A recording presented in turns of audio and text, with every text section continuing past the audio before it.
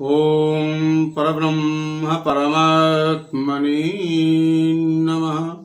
श्री गुरुचरण कमलेभ्यो नमः। श्री गणेशाय नमः। मित्रों, आज के इस वीडियो में हम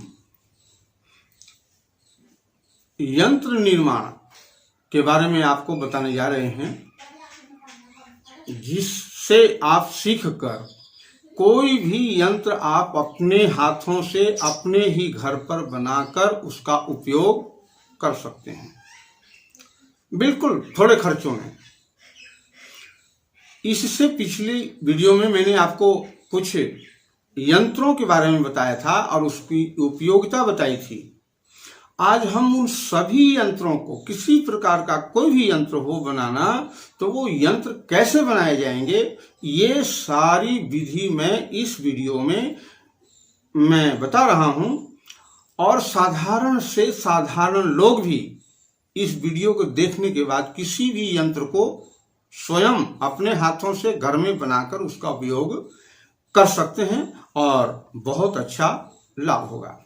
चलिए, तो हम यंत्र निर्माण की विधि सीखते हैं कि कोई भी यंत्र कैसे बनाए जाते हैं। सर्वप्रथम किसी भी यंत्र को बनाने के लिए एक अच्छा मुहूर्त की जरूरत होती है, अच्छे समय की जरूरत होती है, क्योंकि समय का बड़ा प्रभाव होता है। तो साधारण समय में बनाया गया यंत्र बिल्कुल साधारण परिणाम देते हैं। तो उन मुहूर्तों में जो 3 प्रकार के मुहूर्त हैं, बहुत उत्तम मुहूर्त, वो है दशहरा की रात, दिवाली की रात या होली की रात। इसके अलावा कोई ग्रहण लगा हो, सूर्य ग्रहण या चंद्र ग्रहण, और इससे आगे पंचांग में लिखे होते हैं कि कब अमृत सिद्धि योग है, कब सर्व सिद्धि योग है, कब रवि पुख योग है, कब गुरु पुख योग है। वीरवार को पुष्य नक्षत्र हो तो गुरु पुष्य होता है, और ऐतवार को अगर पुष्य नक्षत्र हो तो वो रवि पुष्य योग माना जाता है। तो ये तो इसके लिए आपको किसी विद्वान से परामर्श लेना पड़ेगा, पूछना पड़ेगा। होली दिवाली तो आपको मालूम है, ग्रहण भी आपको मालूम है, उसमें आप बना लेंगे। लेकिन ये रवि पुष्य और गुरु पुष्य, अमृत सिद्धि, सर्वसिद्धि योग कब है, ये पंचांग में लिखे होते हैं। साधारण पंडित भी आपको ये बता देंगे कि कब कौन सा मुहूर्त है। तो ये एक पहलू हुआ यंत्र बनाने के लिए सबसे पहले मुहूर्त की जरूरत। उसके बाद लिखने के लिए हम स्याही का प्रयोग करेंगे। तो अलग अलग यंत्रों के लिए अलग अलग प्रकार की स्याही होती है, लेकिन हम सभी की बात नहीं करेंगे। हम तो केवल जो शांतिप्रद यंत्र हैं उन्हीं की बात करेंगे। तो स्याही के रूप में जो सर्वोत्तम स्याही होती है वो अष्टगंध की होती है। लेकिन सज्जनों, अष्टगंध बहुत महंगा बनता है। अष्टगंध में कस्तूरी पड़ती है, गोरोचन पड़ता है, केसर पड़ता है, 8 चीजें होती है, जिसमें अकेले कस्तूरी ही 7-8 हजार रुपये तोला है। यही भाव गोरोचन का भी है। और इतना खर्चने के बाद भी असली मिलना थोड़ा मुश्किल है। तो इस चक्कर में हमें नहीं पड़ना है।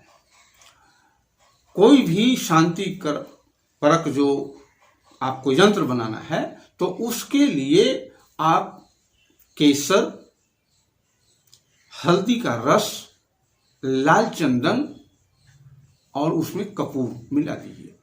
या तो इन सबको मिश्रण बना लीजिए। सब नहीं मिलते हैं तो केवल केसर से भी लिख सकते हैं, हल्दी के रस में लिख सकते हैं, लाल चंदन से लिख सकते हैं।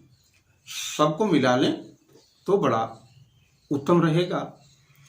तो और हल्दी का रस कैसे प्राप्त करना है? हल्दी का रस का मतलब कच्ची हल्दी लेकर उसको कूटकर कपड़े में पोटली सी बना लीजिए, उसको दबा कर उसका रस निचोड़ लीजिए, तो हल्दी का रस आपको मिल जाएगा। तो ये यंत्र के लिए सबसे उत्तम प्रकार की ये स्याही है शांतिप्रद। तो और क्योंकि तवीज होते हैं अलग अलग प्रकार के होते हैं, मारण, मोहन, वशीकरण, स्तंभन, उच्चाटन आदि, हमें उन के बारे में ज्ञान न लेना है न देना है, हमें केवल शांति से मतलब है। तो अब जरूरत पड़ती है लिखने के लिए कलम की।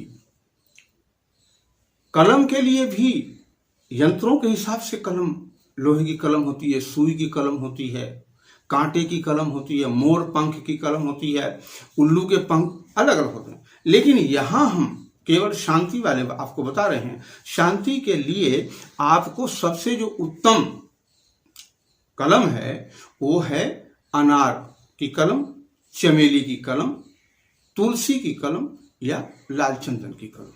इनमें से जो भी आपको आसानी से मिल जाए वो लीजिए और इस प्रकार से आप उसको चाकू से काट करके और कलम बना लीजिए। इसकी लंबाई कम से कम ये जो है 8 अंगुल 4 इंच होना चाहिए, इस प्रकार से। तो इस प्रकार से आप कलम का उपयोग करें। अब तीसरी बात आएगी जिस पर लिखना है, तो उसके लिए हम मुख्य रूप से भोजपत्र का उपयोग करते हैं। यंत्र भोजपत्र पर ही बनते हैं, कागज पर ही बनते हैं, चांदी के पत्रे पर ही बनते हैं, सोने के पत्रे पर बनते हैं और तांबे के पत्र पर बनते हैं। लेकिन यहां हम केवल भोजपत्र या कागज के ऊपर बनाना आपको बता रहे हैं। तो यंत्र को बनाते समय हमारे मुंह की दिशा, यानी हम किधर मुंह करके बैठे, ये भी एक महत्वपूर्ण बात है। तो अलग अलग तबीयतों में अलग अलग दिशाएं होती हैं। यहां आपको केवल या तो पूरब की ओर मुंह करना रखना है या उत्तर की ओर, बस शांति कारक तबीयतों में यही इतना जरूरी है। तो जो तीसरी अगली बात है वो ये है कि कोई भी शांति कारक यंत्र जो है वो बढ़ते क्रम में लिखना चाहिए। जैसे सबसे पहले एक, तो सबसे महत्वपूर्ण बात है कि जब किसी यंत्र को हम बनाते हैं तो अलग अलग यंत्र को बनाते समय अलग अलग दिशाओं में मुख होता है।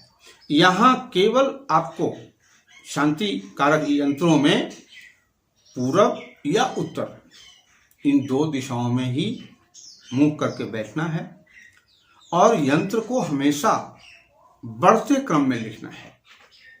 पहले सबसे छोटी अंक जो है संख्या, उसके बाद बड़ी, फिर बड़ी, सबसे बड़ी बाद में, इस प्रकार से बनाना है। अब आपको हमने जो बताया भोजपत्र, आप थोड़ा सा ध्यान करिए। बाजार में आप जाएंगे, पंसारी से मांगेंगे तो इस प्रकार का आपको भोजपत्र मिल जाएगा। और इसमें कोई भी यंत्र, हम 3 से 4 यंत्र इसमें आसानी से बना लेंगे। ज़्यादा मोटा हो तो इसकी तह भी खुल जाती है और पतली हो जाती है, कई परत इसमें लगे होते हैं। तो इसको जो है आप सबसे पहले एकदम चौरस का मतलब स्क्वायर में इस तरह से आप कैंची से काट लीजिए। वैसे तो अगर कोई मुहूर्त में बनाना हो तो मुहूर्त से पहले ही सारी तैयारी कर लेनी चाहिए। तो इस प्रकार से यंत्र को आप, भोजपत्र को इस प्रकार से काट लें और तब भगवान का नाम स्मरण करते हुए यंत्र का लेखन शुरू कर। यंत्र जब तक आप बना रहे हैं तो भगवान का कोई भी नाम का स्मरण करते रहिए। कुछ भी नहीं आता हो, सीताराम सीताराम सीताराम सीताराम, राम राम राम, हरे राम, ओम नमो भगवते वासुदेवाय, भगवान के नाम का स्मरण। लक्ष्मी यंत्र बना रहे हो तो ओम महालक्ष्म्यै नमः, ओम महालक्ष्म्यै नमः। जितना ज्यादा शुद्धि के साथ और ईश्वर स्मरण के साथ यंत्र को आप बनाएंगे उतना ही यंत्र प्रभावी होगा और उतनी जल्दी अपना प्रभाव दिखाएगा। तो इस प्रकार से आप किसी भी यंत्र को बना सकते हैं। और वीडियो को आप आगे तक देखते रहिए, क्योंकि इसी वीडियो के बीच में मैंने हाथों से बना करके, दिखाया है वो वीडियो आपके सामने, और कुछ महत्वपूर्ण यंत्र जो है वो आपके सामने मैं दिखा रहा हूं, जिसे देखने के बाद आप आसानी से उसे लिख पाएंगे, कर पाएंगे। एक हमारे पास ये श्री यंत्र है। इस प्रकार से यंत्र को बनाने के बाद जो है, जो लोग पढ़े लिखे हैं, कर्मकांडी हैं, शास्त्रीय आचार्य हैं, वो सभी यंत्रों को मंदिर में अपने पूजा स्थल में रख करके धूप, दीपक, पुष्प, चावल, अक्षत और नैवेद्य माने मीठा, इन चीजों से यंत्र को पूजा कर लें।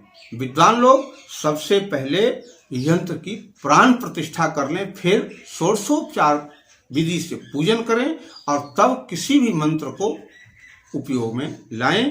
परंतु सर्वसाधारण जो कर्मकांड नहीं जानते उनके लिए यही नियम है कि आप यंत्र को साधारण रूप में यंत्र को पूजन उसकी कीजिए और तब उसको उपयोग में लाइए। उपयोग में लाने के अलग अलग तरीके हैं, वो भी बता रहा हूं हम। जैसे इसमें मैंने 15 का यंत्र बताया है व्यापार को बढ़ाने के लिए, उसको आप अपने मंदिर में रखिए, रोज उसकी पूजा कीजिए। लक्ष्मी यंत्र हैं, इस प्रकार से आप फ्रेम में जड़ा करके पीला कपड़ा बिछाकर उसके ऊपर रखिए, तो उससे भी ये विधि है यंत्रों को उपयोग में लाने की। मुझे लगता है आप पूरी तरह से ये समझ गए होंगे कि यंत्र कैसे बनाए जाते हैं। थोड़ा सा एक क्लिप मैं आगे इसी में जोड़ रहा हूं, इसे आप ध्यान से देखिए। इस विघ्न विनाशक यंत्र को बनाने के लिए सबसे पहले आप इस डब्बे को बना लीजिए। बनाने के बाद इसके 4-4 डब्बे बनाइए, इधर से 4-4 इधर से, और 16 डब्बे बन जाएंगे।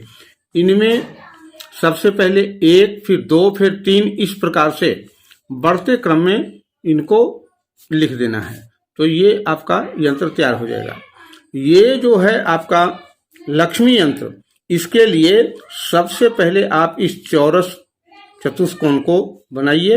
बनाने के बाद इसके बीच में पॉइंट दे दीजिए हाफ हाफ करके, और इस हाफ से इधर बढ़ा दीजिए, एक डब्बा बढ़ गया।